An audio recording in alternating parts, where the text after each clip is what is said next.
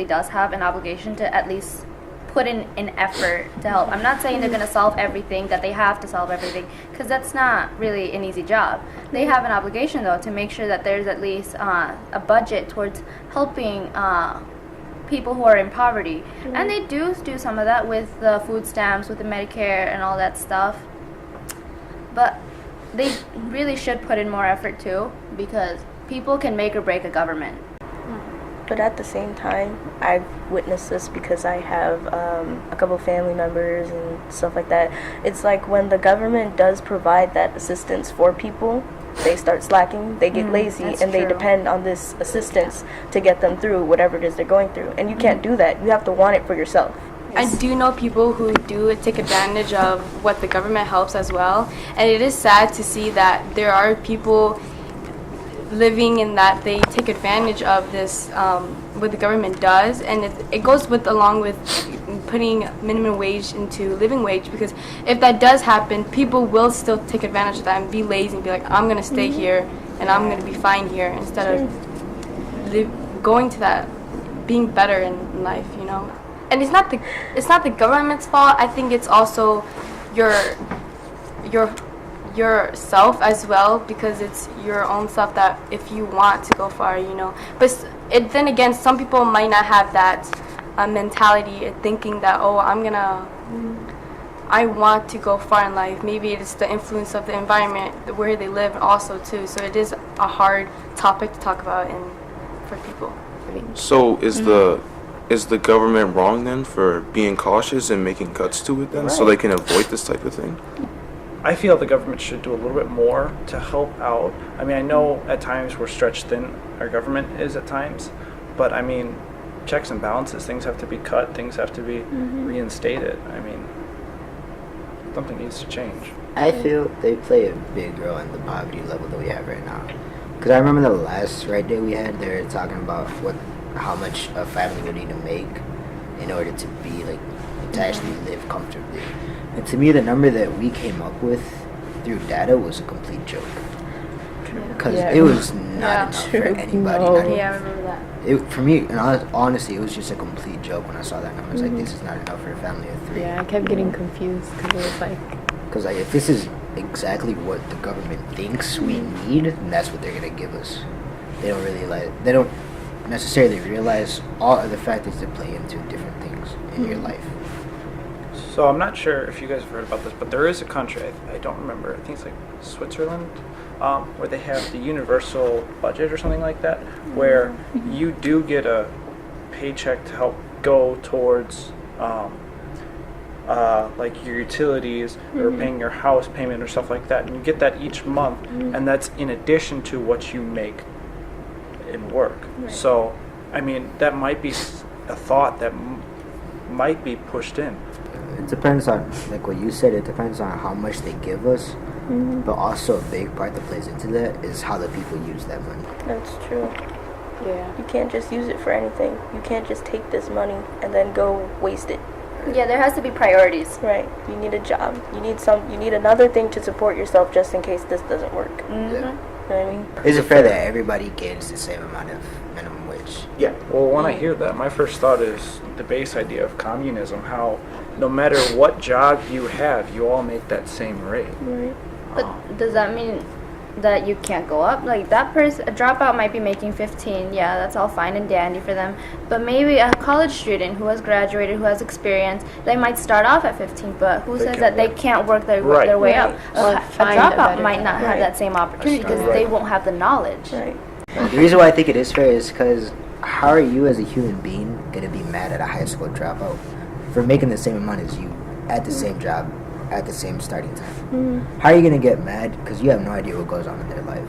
They could be struggling in ways that you can't even comprehend. And having a set income, no matter what job you enter, I feel like that will help the person. Again, it depends on how they how they spend the money. So I think it is fair because, in my opinion, if I see someone struggling and I get mad because they're making the same amount as me, I'm a horrible human being right there. And one thing you do have to worry about is how will this affect like the job market? For example, like let's say a secretary or a store clerk. Well, the secretary will do more work than the store clerk, However, they'll both be getting the same rate, but the secretary could move up and so could the store clerk. But might seem that more people will then go to become store clerks because there's less work to do and less people go in to be a secretary. So I'm curious how, if that does go through, how that will affect So are we our thinking economy. about 15 as a starting point or as a minimum wage? It's just like a universal. Because with how I'm thinking about it being a guaranteed minimum wage, so that no matter where you start, if you're being paid at minimum wage, that's it. That's your min. That's That's what the you're lowest starting. they can pay you. Mm-hmm. I think that's what it's like saying. And with the job markets, I think it would be affected by the people that enter each job. Obviously, a secretary entering, they have that degree, they have that knowledge, they can go, and then if they continue to go higher up in the system, they'll obviously get paid even more than a store clerk. Start at the same job, continuing up, because at the same time, a raise is determined by the employer. Right. And why would you waste all of that years of training just to be like, oh, I can be lazy and be a store clerk and get the same amount of money as the next person? Right. Yet you did like all these years of college and just to be where you want to be. Why not move up? Right. Why struggle like the next guy who's being the store clerk, you know? That's why I kind of see like how it's like a little unfair, because it's like you see people, they actually want to do something better with their job. They want to like, oh yeah, I'm going to college because that's how I get more money. That's how like I'm getting a better education, I'm having a better job than everybody else who like didn't try to do better for their lives. So it's like that's where I see it's unfair, because it's just like everybody, like people who actually want to work, they'll get that much, but then people who just like, oh, I don't really want to do this, I'll just do a little job just because I get the same amount as everybody else. Yeah, But then like I think that there should be a difference between living wage and minimum wage. Like I can see increasing minimum wage a little bit more than I could see the living wage, and I think people should like aspire to reach that living wage at times. Like I know sometimes it may be tough, but if everybody gets paid that same amount, if you think about it, the price of living may go up too. That is true. Yep. yeah. So- My living wage is not going to be the same as someone else's living Right. wage, because everyone lives in a different way. And then And they have different investments, different preferences, and things like that. And yet at the same time, like, you have to think about it, like, if they were to, you have to think about, like, what are these minimum wage jobs? They're Right. not meant to be, like, well, I'm going to stay at this job forever and make this. No, you're supposed to be your starter job. This is where you're starting at so you can move on. It's where So you're supposed if to you, get your like, experience. say McDonald's were to just raise the wages for everyone, then you never know. Their prices could go up. They'll stop getting consumers, and then their prices, you know, they can't pay anyone. They can't pay everyone. So it's not supposed to be like a lifetime job. It's supposed to eventually move on, depending on your circumstances anyway. I feel like a minimum wage should be enough to where you can move out of your parents' house comfortably and live on your own and support yourself. Then isn't that a living yourself. wage? But that, Like Or just yourself, one person Not then? like just yourself or a a significant family. other. But living wage should be you, your significant other, if you have one, and kids if you have some too. So I think minimum wage should just mainly be yourself and possibly another person, just to move out of your parents' apartment or parents' house, out of their basement if you want. But I feel like that's how it should be. Now, are we talking enough to support just you, or are we talking enough, minimum wage being enough to support two people? No, Because if that's You the and case, possibly then another person. right. so how high would you have to raise minimum wage to support two people?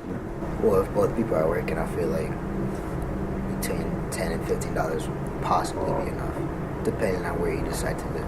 Yeah, it depends on I mean, if what part of the There's a lot city of you factors live that in, can play though. into right, and so Because- if you, let's say you live in one area and then another person lives in another, would one person in this area get more as a base living wage than a person in the other, or would they both get the same?